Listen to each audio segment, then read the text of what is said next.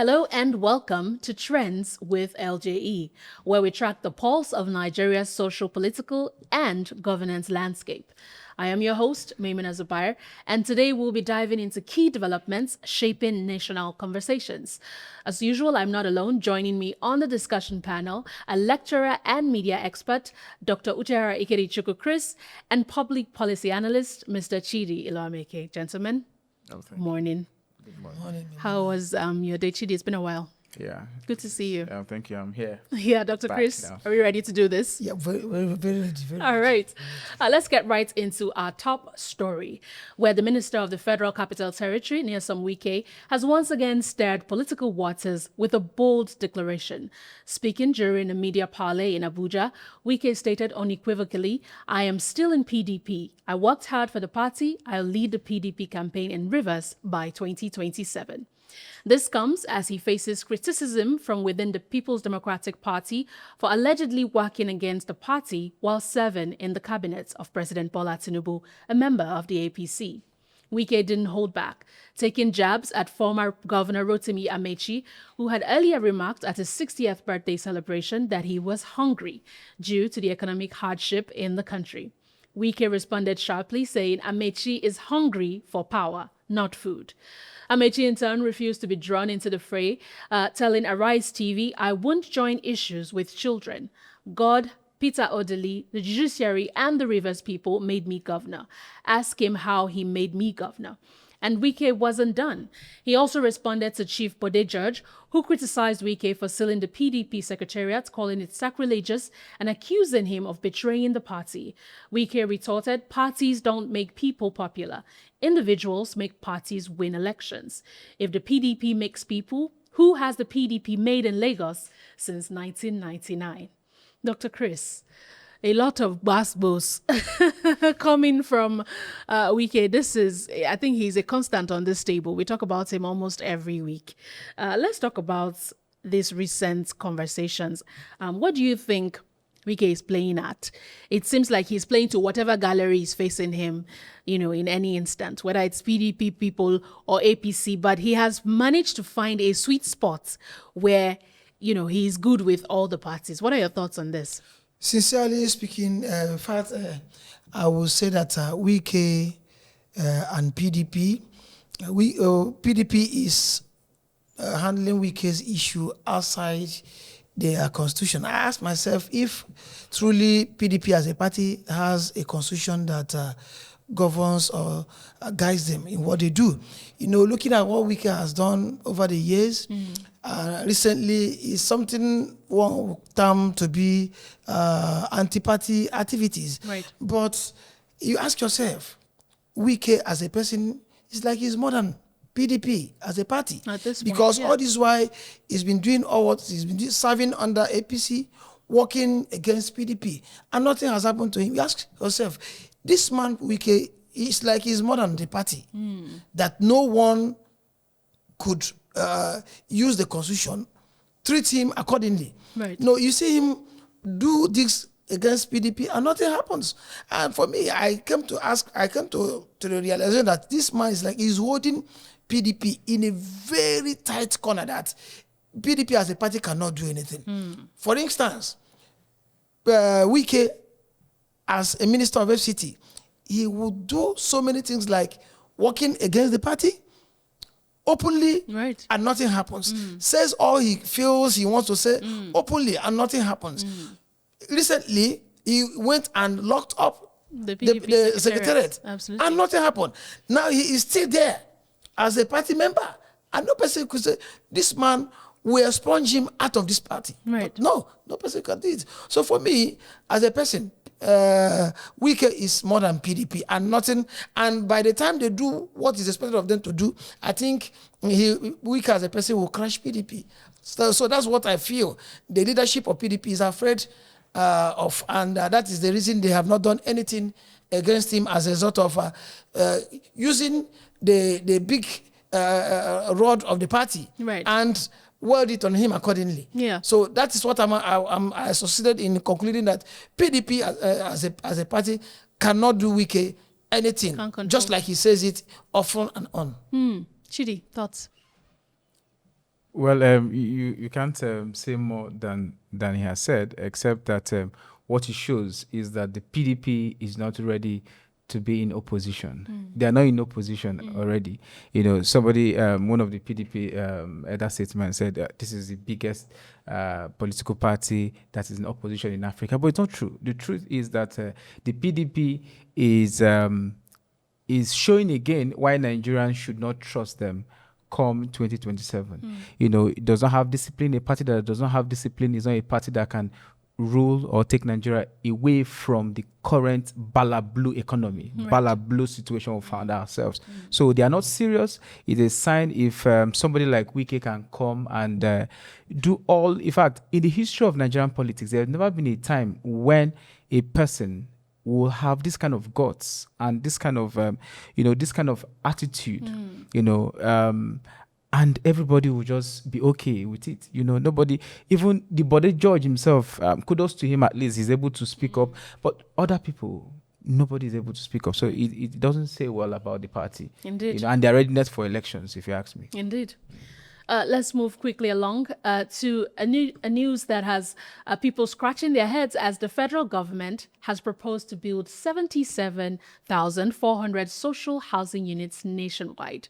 In a significant policy announcement, the federal government has revealed a plan to deliver 77,400 social housing units across Nigeria as part of the Renewed Hope agenda. Minister of State for Housing and Urban Development, Yusuf Atta, explained that the ministry's core mandate is to provide mass housing. Under this initiative, they will construct 100 housing units in each of the 774 local government areas. In addition, 3,000 units will be built in each of Lagos, Abuja, and Kano under new Renewed Hope cities, and 250 unit estates will be constructed in every state. The minister also noted that 30% of the homes will go to Nigerians with no income, a figure maintained despite suggestions to reduce it. Chidi, let me come to you. As something that a lot of our audience will not know is that you're into real estate. So you know very much about the housing deficit. And what do you think this can do, if at all? And what do you think about this policy, how sustainable it is, how achievable it is, and will this even make a dent in the housing deficit? It's a good question. I would start with, they say, if you want to know progress, you begin to look at antecedents. Particularly, last few days, we had a president, in the person of Tinubu.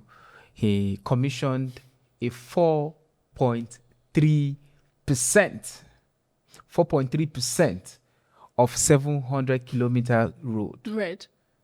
Yeah, we saw just a little patch of tar. That is 30 kilometer out of 700 kilometer of roads. I don't know. With this kind of policy, do you think, we all know, see, when it is people-centered, when it has to do with the people, the masses, the interests of Nigerians, this particular party, they just look the other way around. How will this solve the problem, the housing deficit? In the first place, what are their plans? We don't know their plans, because if you're talking about solving housing deficits, is it in your second year?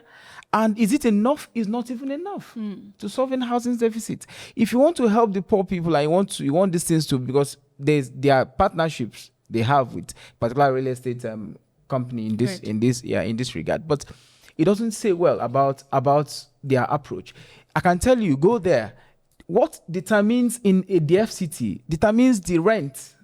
The rent is not even the government. Right. It should be, government by now should have, because under Buhari, they said we should be patient. Fashola had plans for housing deficit here and there. Where are they? You understand? So there is no solution. For me, it's going to be, Tinubu might end up commissioning just one block in FCT, a block, and then they say the other ones will be commissioned completed later. For me, it's just a joke taken too far. Right. It's uncalled for. It's particularly when you look at the 2025 appropriation bill that I'm talking about, the 2025 federal budget, right, where ridiculous things are happening. Right. Shamefully, a whole ministry of agri, for instance, that's how laughable it is approves currently at least 100 million naira. For what? For hairdresser. For training hairdressers. That's Ministry of Agri. It's in your budget. Right. If you go there, you see different funny things. And Right. people begin to ask, because these are actionable things. These are, then you look at the Fiscal Responsibility Act. Did he pass through it? Was there, where is the place of the people? And so, and then you look at the appropriation bill. The budget is nothing to write home about. I'm being honest with you. I mean, so we're seeing Nigerians have come to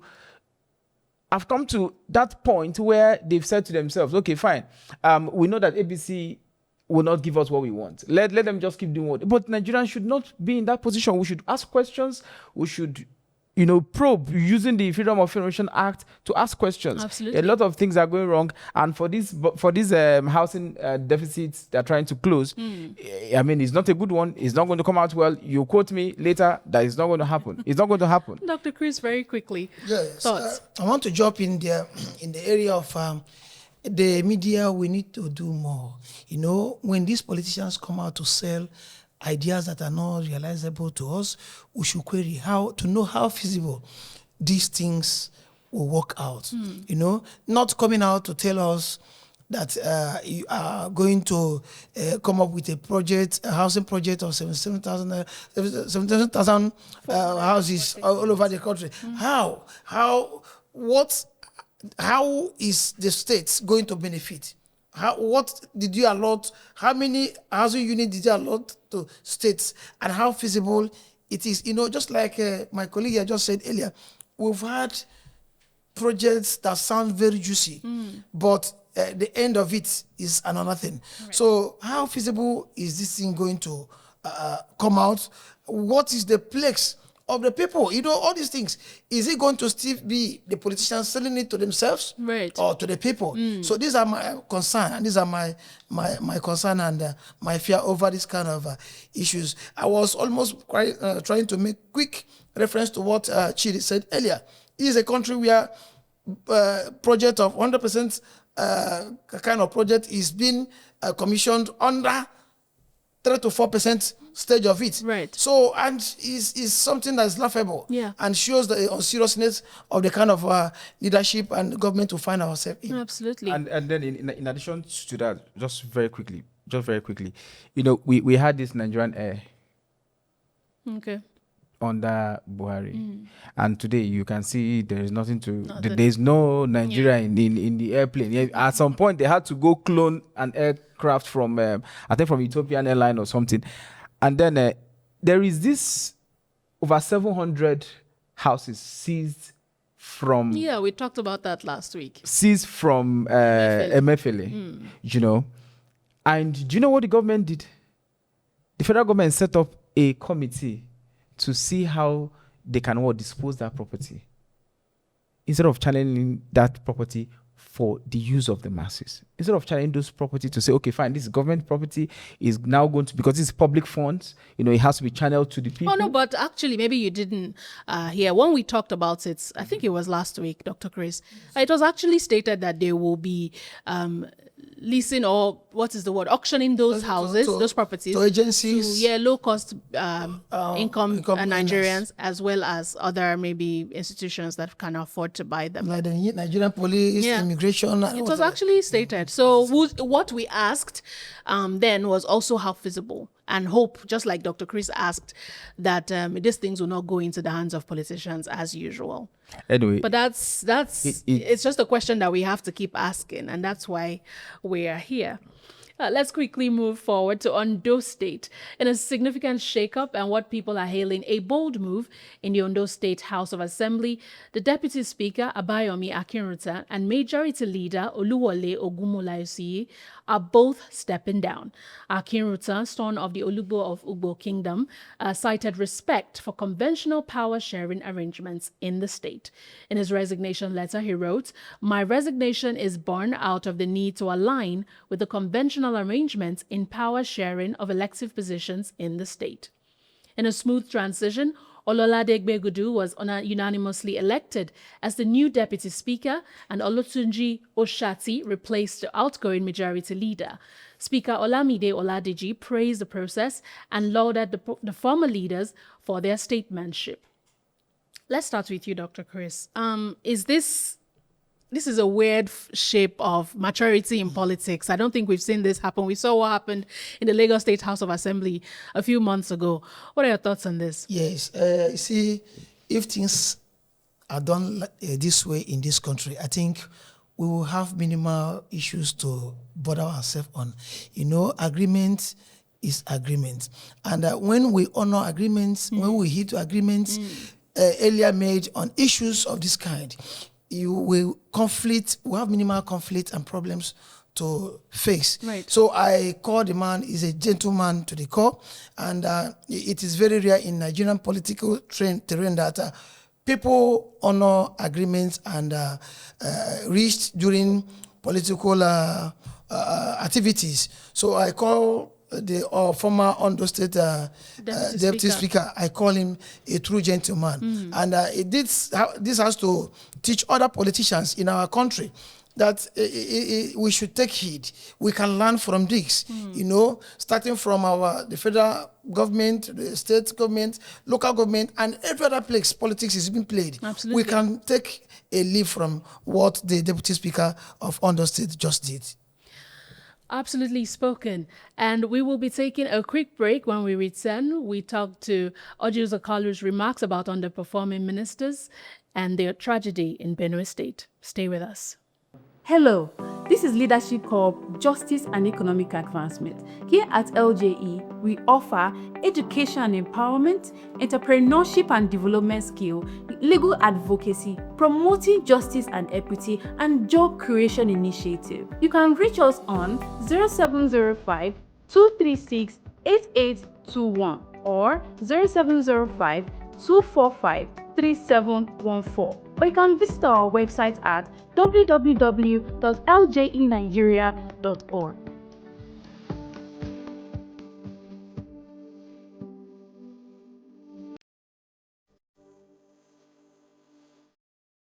Welcome back. The program is still Trends with LJE, moving swiftly along. Underperforming ministers should be sacked. And this is what Senator Orji Uzor Kalu said. Chairman of the Senate Committee on the Southeast Development Commission has made a bold call. President Tinubu must sack underperforming ministers and security chiefs. On Channels TV, Kalu said President Tinubu must be courageous enough to sack most of these ministers. There must be no sentiment when it comes to redeeming Nigeria.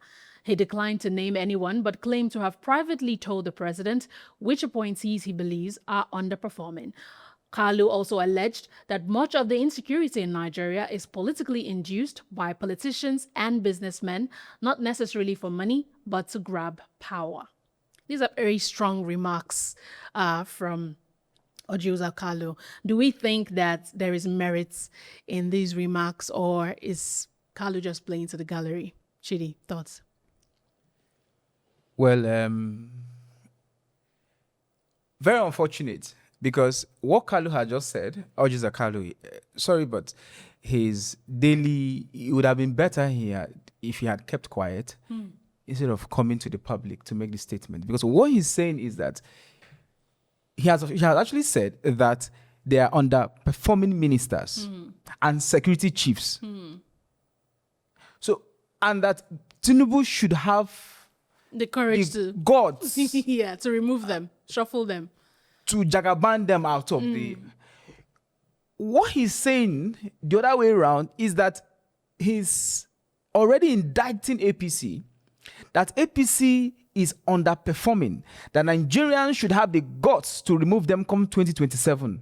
You think so? That's what he's saying. Because he just... That's your interpretation. That is exactly what he's saying. Because No. That's what he said. He just said to us, and he's there on national TV, he's there, you go to YouTube, he went to Channels TV to say this, that Tinubu, he had even gone to Tinubu to say to him that these and these are the ministers and the service chiefs that are not performing well.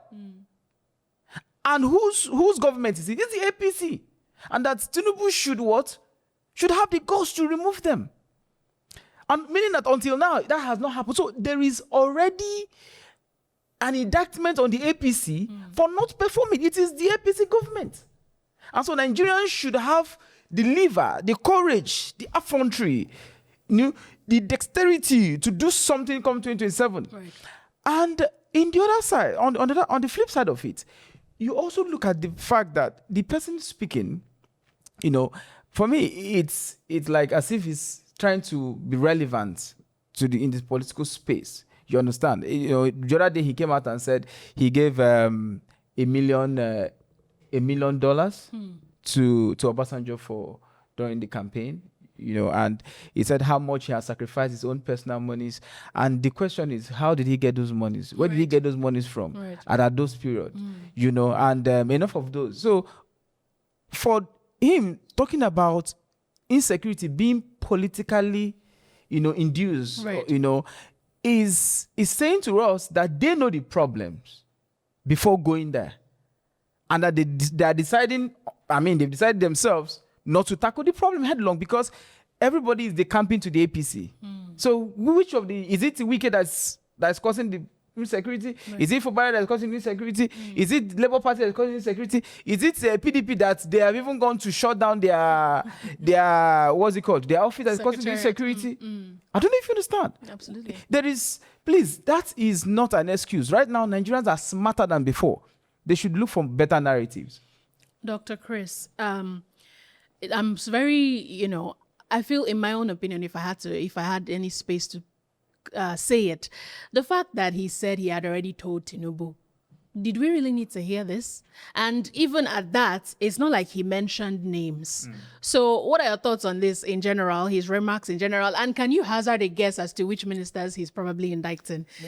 Now, let me take it from you. You see, when somebody wants to score cheap political goals and want to present himself to the public, this is the way. As a better alternative. Yeah, this is the way to choose, For some time now, he has not been in the media. And this is another way to create an opportunity for himself to be heard. Right. But very unfortunate in a very cheap manner. Looking at Orji Uzor Kalu, I see him as a self-acclaimed special advisor to Tinubu on political matters. A senator who has resorted to present himself this way. Since Tinubu assumed the seat of presidency, we've all known him as somebody that has been, if you're not doing well, he either reshuffle you or take you out of the scene. So advising him, for me, is irrelevant.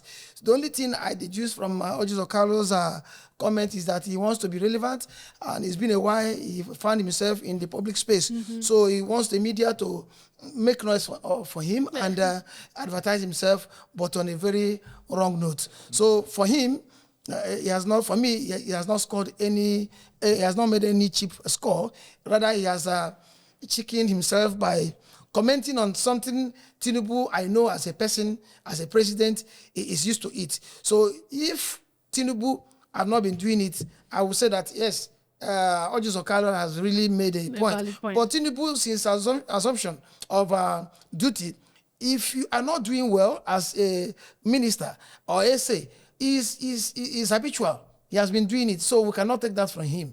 He's been doing it, so Orji Uzor Kalu should make another choice rather than coming this way to the public. Scathing remarks. And finally, in Upper local government area of Benue State, hundreds of women staged a peaceful protest demanding an end to ongoing violence in their communities. The group, calling themselves Voice of the Hopeless Women, carried placards with heartbreaking messages talking about how they are now widows, not by choice, and that they should stop killing their men. The letter to authorities read in part, quote, "We have been triggered by their entrance into our farms, homes, and rooms to kill and destroy our children, husbands, and their loved ones." Just days earlier, 25 villagers were reportedly killed in coordinated attacks. A local APC chieftain and lawyer, Ada Ocholi, called the protest peaceful and timely. But the local government area chairman, Adams Ochega, declined comment, telling reporters he was not in the mood to talk. Dr. Chris, sad news coming from Benue. I'd like to hear your thoughts on this. for local government chairman of Upper local government. LJE, for him to recite or decline comments, there are things you see. You rather keep calm than to talk. Right. In fact, what he saw, he cannot translate, he cannot explain it by words of mouth. I'm asking, how many persons are remaining in Benue? That each time it is Benue, each time it is Benue, every time Benue. How many persons are remaining in Benue? These people are being killed as if they are animals meant for slaughter. Right. Every time. I pity these people. In fact, this is one too many. The country, the government of the day, what are they doing?